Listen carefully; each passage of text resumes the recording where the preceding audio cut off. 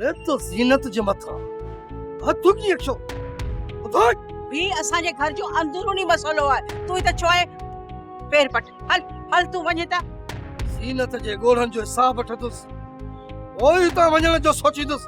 छांड्रो की मां पंहिंजो कैरियर ज़िंदगी दाव ते लॻाई आहे। न फिरोज़ ख़ान खे सुठो कयो आहे पोइ बि ही ॻोठ वारा दिली तौर ते ख़ुशि कोन आहे। हू कानून जो साथ ॾियण बदिरां पंहिंजे सरदार जो उल्को पिया कनि। मुनाफ़िकी जा तालुकात हमेशह ई नुक़सान ॾींदा आहिनि। खबरदम इहो सरदार बिजार खां मूंखे फासाइण लाइ हर वक़्तु को न का प्लानिंग कंदो रहंदो आहे।